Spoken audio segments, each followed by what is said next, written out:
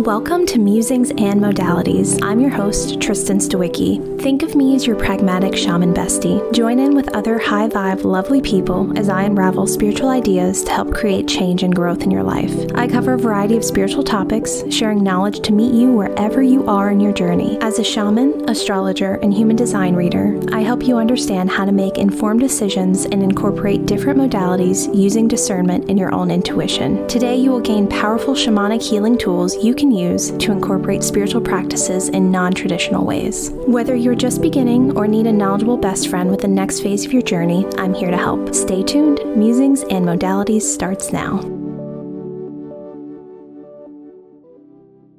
Hey everyone, and welcome to Musings and Modalities. I'm Tristen Stawicki, your pragmatic shaman bestie, and for the next 30 minutes, we'll be diving into eclipses and the upcoming astrological weather for March. The reason why I wanted to talk about eclipses is because we have some coming up, and the effects of these eclipses can be felt for a full month. 1 week before the first eclipse, and 2 weeks between eclipses, and 1 week after the second eclipse. And that's a long time, right? That really is kind of a micro season that can really influence and impact our day to day. And this experience I just referred to, that kind of full month experience, is referred to as eclipse season, given that it's not just a few days or a week, and this is something that happens every 6 months. And even though it happens fairly frequently, the energy of every single eclipse season is a little bit different as we have different influences from the astrological sign that the moon is in. We have different influences depending on each person and where this happens in your birth chart. What part of your birth chart is activated by the sign the moon is in. And the reason why we focus on the sign the moon is in is that the astrology of this experience really allows us to acknowledge and prepare for where our life may be affected. It's always really nice to know when you're in the middle of a little bit of chaos, a little bit of road bumps, or just new opportunities, right? It doesn't have to be any kind of negative experience. It could be a lot of expansive experiences, and you have choices.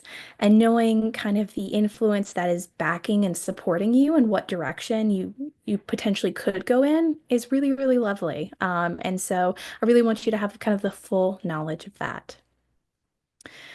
The South Node lunar eclipse, which is not something I can say fast at all, this is, to break this down a little bit more, is a full moon eclipse in the sign of Virgo.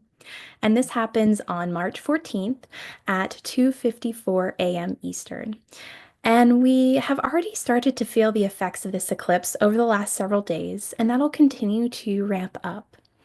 I mentioned this is a South Node lunar eclipse. And so to break that down a little bit more, because it's not how we speak every day, a lunar eclipse just means it's a full moon where the moon moves into Earth's shadow. And that can cause it to appear darkened or even red, which is really, really cool.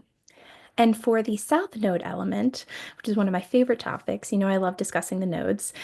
Again, really think of it as our baseline response. It's that programming we come into this world with. We all have it in our birth chart, and it reflects the experiences and gifts that we've had over lifetimes. The beauty is we have all of this wisdom, all of these lessons, all of these life-changing events that have built this wonderful foundation for us to use in this lifetime as we grow towards our North Node. The energy of Virgo is very much in the details.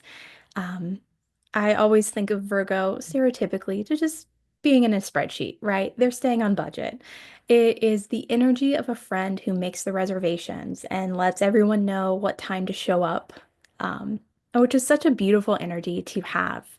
And it's also the vibe you want your accountant or your CPA to have, as they are reliable. They get the job done with a high degree of excellence.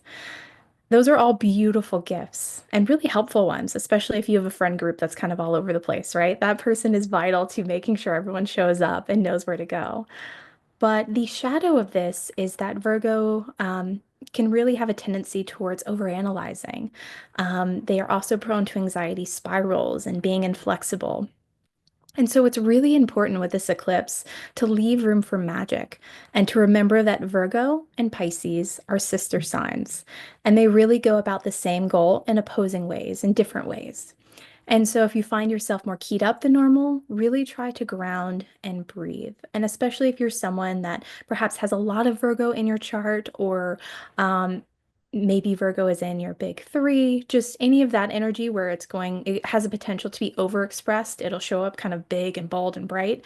Really think about where you're spending your time and energy and making sure that when you do act in service to others, which is kind of a core tenet to Virgo, you're not over giving, because that could be very, very easy during this time. And we don't want you to be giving when you're empty, right? You want to give when you feel replenished and have the capacity to. And that could happen in a variety of ways. So, to that point, when looking at your own birth chart, check which house has Virgo, and this would be one of the 12 houses that you have. So, even if you don't have planets or a lot of activity in this house normally, it could come alive and show up for you with this transit. So for me personally, Virgo is in my second house, and that flavor of house has money and resources and self-worth, right? It's a bold, beautiful house. And I also don't have any planets in it. And so I'm really taking this opportunity to review my finances.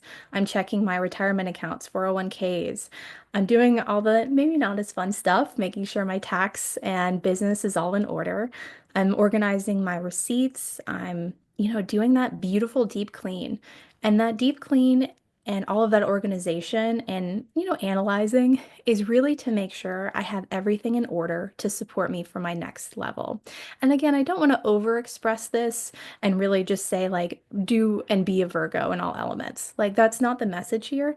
The message is, if you don't have a lot of Virgo tendencies, and if you aren't someone, maybe you are someone that really needs influence from the celestial bodies to have that ability to look at details and get into things that are tedious. This is a supportive time to do that. With this energy in the full moon, I'm looking at what has been harvested over the last 6 months, and I'm also focusing on what needs to be released to make room for new growth. So, a couple questions you can ask yourself. Am I spending energy and time and money on things that matter to me? Are those things that align with my values? Where can I invest more in myself? And that's such a beautiful question, right? Oftentimes we really look at investing in our local community, which is so vital and so needed, and how we can invest in other people and things like that. But the investment in ourselves, and not just ways that maybe prepare you in your career, but different ways for your personal development and growth, for your personal happiness, is so, so key. Because we also want to think about how you can prepare not just for the future, but the highest possible future timeline. And that's a really beautiful energy to kind of sink into, because I'm not going to do all of this stuff that I don't want to do, right? I don't really want to check all of my business and tax stuff. And I want to live in the ether and the cosmos and have that divine connection and stay in that place, right? I always want to hang out there. But sinking into the very grounded energy because I know it's for my highest and best good, that's really the invitation here. That's really the call. Virgos dream realities into existence through their meticulous nature. And so I'm really focusing on where I personally am being messy, right? Where I'm being in disarray, and how we can allow this energy to level up. So not only is that reflected in one area of your life, but hopefully it kind of trickles throughout all areas of your life. Now, it's not impossible, right? You could have this same house affected or influenced by the eclipse. It's a 1 in 12 chance, right? So there's some odds there, but it is unlikely. And so I also wanted to give an example. If this eclipse influences your 10th house of career, your public life, your life purpose, there could be a lot of shifts here. This could look like a promotion, perhaps job loss, job change, getting a new manager. And I wanted to highlight those experiences because that's very different than the eclipse influence in my birth chart. And I also wanted to showcase Not every eclipse is going to affect you in a big, grandiose way, right? There are collective transits, and this is a collective transit that we are then looking through a personal lens. And with that personal lens, it could be kind of more foundational pieces that are kind of laying the groundwork for bigger future eclipses for you, or it could be a big eclipse experience. And I want you to have room for both to happen and really set yourself up for success either way as you kind of dive in and find that out. All right, before I talk about kind of the second eclipse, I wanted to speak to eclipses in general and how I work with them regardless of what sign they're in. So the beautiful energy of eclipse season is that it removes any fog or illusion energy in your life, and it really shines a big, bold, beautiful spotlight on things that need attention. And this could be relationships, situationships you've been in, places you've been ignoring, as I called to that messiness in your life. Um, it's also a place where if you've just been sort of not taking action and you have been kind of meandering along and just saying like, oh, whatever happens, happens, or we'll see what unfolds, you could be forced to make a choice and be forced into action with this transit. And really, a lot of the energy here is typically new information and clarity come to you, especially where things were fuzzy in the past.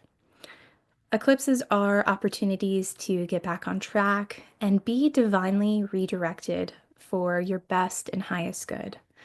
Now, of course, I want to honor that we have free will, right? And we are responsible for our choices and decisions, um, especially in this lifetime. But if you have opted in through manifesting or working towards specific goals or setting your intentions, for this new year in January, for the astrological new year that's coming up, different things like that, as you've asked your guides for help or just had kind of conversations with the universe and with the divine, you've really opted in to your highest experience, or at least one of them, right? And that choice can really come with course corrections, especially during eclipse season. And those course corrections can feel jarring at times, not to fearmonger at all, never my intention. But it can feel chaotic, but ultimately, beyond the chaos or any initial anxiety or worry, you feel that deep sense of connection. And that's what I want as you try to understand, because life is life, right? There's always some element of something happening. But as you have opportunities come to you, as you have challenges, really sit with yourself and listen to your own intuition and your own wisdom to really connect with how this eclipse could possibly be redirecting you. I really think of eclipse season like a portal where the only way out is through. And I try to fully release and surrender to this energy. And I really try to hold the highest energy possible despite any hardships or challenges that may come. Um, with that, there are three things that I do not do in eclipse season. I, first and foremost, do not charge my crystals. And though I will hold intentions, I don't actively do like rituals or manifest during this time. Number two, I do not do fire ceremony or shamanic rituals, or any candle work, as the energy of the eclipse really doesn't need amplification, right? We have plenty of energy, and I really want to honor the energy of this season on its own. And the third thing is I don't stay inside. I really try to get away from computer screens and my phone. I really try not to listen to the noise from social media and the news, as especially during this time, it can be really loud. And there's also this tendency, if I don't watch it, to easily get sucked into escapist tendencies, or habits, especially when things are really hard. And so I'm encouraging you and always myself to really make time to connect with the energy of the sun, to really make time to sit in warmth and to add in more body movement and to work out any anxiety or attachment or big feelings that are coming up during this time. I am so excited for eclipse season, and here are three things I always do during this time. So, first and foremost, I find creative outlets. This could be anything like writing or drawing. And I really want to set the intention that the worse it is, the better. The better it is, right? The worse it is, the better overall for this experience. And I say that, and I laugh while I say that because the goal isn't to make something for everyone or anyone. It's not even for yourself, as it's not something I want to keep. It's really to help work through the feelings coming up and the experience in this portal. Writers write to learn more about themselves, as all artists do, I believe. And that's really the only goal to have here is to explore your emotions and just to understand how you were feeling, work through it, and express that in a physical way. Number two, really reflect and examine everything. So I really encourage you to grab that magnifying glass and sit with the energy of those you are spending time with. Who's in your village of folks that keep your mind, body, and spirit right? Are the things and the people around you helping or holding you back? And I've already had this sense of removing both people and or distancing myself. Removing is a harsh term. Distancing myself from some folks to give them time to level up. I've personally had a quantum leap over the last 4 to 6 weeks that's unfolding and just a beautiful energy. And I'm seeing that bumpiness and I'm seeing that disconnect with folks that I was really close to or had deep connections to, and I'm giving them time to level up or to move out. The other piece that I'm finding is the energy of the things around me, like my books, my crystals. I can almost see, like if I close my eyes, I can almost see like a highlighter energy around the ones that aren't working. Like I'm really able to discern, like, oh, actually, you're no longer supporting me, or maybe it's time to gift you to someone after clearing you, or, something along those lines. I can really just pick out what isn't in alignment anymore and where the energy is off. And so this is a really lovely time to do that. And it's such a needed exercise that I personally really try to make time for, but it feels like a constant kind of battle, right? As I'm constantly working to level myself up, it's really challenging to be like, okay, well, then used all this energy to level myself up. Now let me clean out my house. Like that doesn't feel good, right? You're like, I'm tired. I want to rest. I want to integrate. I want to do fun, beautiful things. But I'm really trying to spend more time intentionally because that is so key to keeping the energy high, to keeping the vibes right, and without having any stagnancy around you. Third, I always connect with the moon and stars. I really focus on my connection with the cosmos, and I work to deepen my relationship with them. And so, if you are someone that has galactic origins, really set the intention to connect with your galactic team and your origin point, your source point. This is also a beautiful time to astral project. I would have strict protections around you. This is definitely an intermediate to advanced time to astral project, as the eclipse can stir up more activities and entities and other negative energies. But I also think there's this beautiful level of expansiveness and amplification that's a great time to harness. Eclipses come in pairs, and so we have discussed the North Node lunar eclipse in Virgo, the full moon eclipse. And now I want to dive into the energy of the solar North Node, new moon eclipse. Again, can't say that fast, which is in the sign of Aries. This takes place on Saturday, March 29th at 5:58 a.m. Eastern. The solar eclipse occurs when the moon passes through the Earth and Sun. And the moon casts a shadow on Earth that's either fully or partially blocks the sun's light in some areas. And the North Node, I love talking about. I feel like I just glow when I talk about it, is really where we are growing to. It's our beautiful North Node of destiny and our guiding light to our purpose in this lifetime. And so many of us spend time, right? Years trying to figure out why am I here? What is my purpose? What should I do with my life? And this energy is so supportive to really reflect on that. Just like we did with the Virgo eclipse, we're going to look to your birth chart to see which house is activated. And this new moon eclipse in Aries, which is in my moon sign, or the sign the moon was in when I was born, it's also in my ninth house. And that is my house of higher learning and travel and new experiences and spirituality. And during this eclipse, I'm really embracing opportunities to explore. I'm planning my travel for the rest of spring and summer. And I'm intentionally using this time to do more shamanic journeying and astral projection, as I know any form of travel, even if I'm not leaving my home, is expansive for my soul.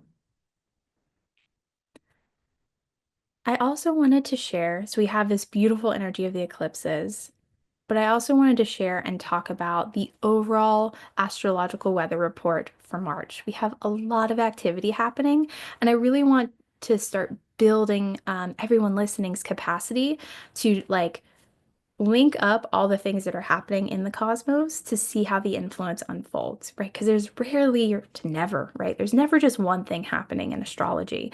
And really building that muscle where you're saying, like, okay, we have eclipse season, and then I'm going to talk about the retrogrades we have. So, like, what does that influence? And it's almost like we're baking a pie or cake, right? It like kind of layers itself, and then you get the overall understanding of like what is happening. So, in addition to the eclipses we have in March, there are other strong influences on the collective, and of course, our personal transits. Mercury is in retrograde. It began its retrograde in Pisces and moved into the sign of Aries on Monday, March 3rd at 4:04 a.m. Eastern. Themes of impulsivity and being blunt and speed walking towards new shining things and projects are really common with this transit. Aries is all about starting projects and the burst of energy you get from something new and exciting. You could also find yourself being a bit more frazzled and alight with that fiery energy. And I really think about this retrograde as the energy of a dad on a family trip that, like, they think they know the right way to go and is adamant in taking everyone there, but it's actually in the wrong direction, right? And there's a bonding that happens in a family after experiences like that, that hopefully becomes an inside joke or just like a funny classic dad story. And if you're really leaning on that headstrong, that masculine energy to go full speed ahead, there are likely going to be some redirections and roadblocks. The invitation always, when Mercury is in retrograde, is to reflect and to slow down and to be open to those pivots. Now, this energy won't be as supportive to the holding or slowing down energy. It could be kind of like a push-pull situation, even though that's the always the invitation with this bold and bright, fiery energy. It can be kind of hard to stop that train. So I really would focus on your ability to pivot and to handle a bit of chaos, especially during the day. And even if you feel like you can't slow down, scheduling in moments where you can reflect, moments for expansiveness, even just moments where you disconnect and go like, okay, I understand I'm gonna have some wild things happen, right? I understand I need to be fully present for all that's surrounding me, but I'm just gonna go outside or I'm gonna do something for 15 minutes. I'm gonna watch absolutely trash television, just something to really like allow your subconscious to like work and think on something else or to really shift your focus. Adding to the retrograde parade is Venus. So Venus retrograde started on March 1st in the sign of Aries, right? And its pre-shadow phase, it was in the sign of Pisces. And in Aries, Venus is in its detriment. And there's a struggle to this energy to feel content or satisfied. There's a bit of like love bombing in this energy where relationships that are new may feel like they go from 0 to 100. It's that energy of meeting someone and like marrying them a few weeks later. This energy is all about risk taking and big cosmetic changes. However, with this retrograde energy, you need to be really cautious during this time, even though you won't want to be, right? The risk of complications for that nose ring or that new tattoo is heightened. Healing may be slower, and there is really an impatience to recover as you have that go, go, go energy with several signs in Aries this month. So my recommendation is really to avoid permanent change if you can, as this energy only lasts about 40 days. And despite any setbacks, pivots, and redirections, really remember that this energy is here to support you, even if it causes some annoyances along the way. I was personally victimized by this energy yesterday. I had to redo my makeup 3 times, and I'm normally a makeup girly. It takes me about like 10 to 15 minutes. And I was headstrong and I wanted to try a new look. I wanted to try false eyelashes, use glue, like do the whole thing. And this is not something I have a lot of experience in at all. Really is my first time trying it. And it was just so funny because I was just like had eyelash glue and a mess trying to get ready for a call. And it was just, I was just like, this is literally what I'm talking about on the podcast tomorrow. Okay. Like, let me just sit in this energy of having to listen to myself and my own advice. So I hope you enjoy that funny story that I'm still victimized by astrology, despite my learning, despite doing this for a living. And it's just kind of a humorous way for you to remember that maybe any changes, even slight ones, may not be as supported during this time. A beautiful bright spot of energy this month is the astrological new year, which happens on March 20th at 5:01 a.m. Eastern. I am so ready for this ambitious and zippy energy. I cannot wait for this extra burst that really makes me feel like I can make tangible progress towards my goals. And this lovely and supportive fiery energy will propel us forward. However, we need to do so with a thoughtful head, as we still have the two energies of the retrogrades influencing this transit. And so I'd really cherry pick a small group of key projects or bigger tasks that you can kind of chip away at with a purpose and still having that time to reflect and rest. This is not the time where I'm trying to burn really bright and hot for days on end, where I like have a monster to-do list. I'm trying to get 20 things done. Like that's not as supportive here. It's really like, what is important to me? What's the kind of foundation I want to set up for success for the rest of the astrological year? What can I focus on right now? Like 1 to 2 things that I can just go all in on.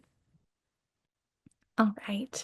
I hope this episode was helpful in learning more about the eclipses, their season, and how to work with this really lovely energy.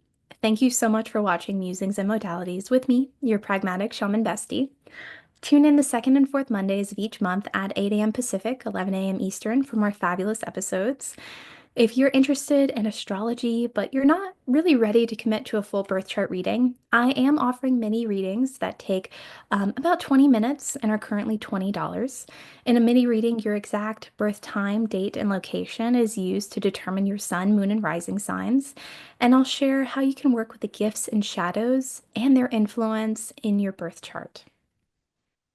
If you'd like to learn more about your solar return and how the eclipse season is impacting your personal chart, I'd also love to work with you on that. My solar return readings are normally $99 for 60 minutes. This month until March 20th, all of my services are 25% off. So a full kind of personalized hour with me going through your chart is only $75. So definitely run, don't walk, to book at musingsandmodalities.com. Thank you so much for listening. You've been listening to Musings and Modalities with me, Tristen, your pragmatic shaman bestie. For more powerful healing tools, join me every second and fourth Monday at 8 a.m. Pacific on Transformation Talk Radio. I cover a variety of topics to meet you wherever you are at on your spiritual journey. Learn techniques to work with pendulums, past life healing, astrology, and more. Please share the show and subscribe for more guidance from your pragmatic shaman bestie at musingsandmodalities.com.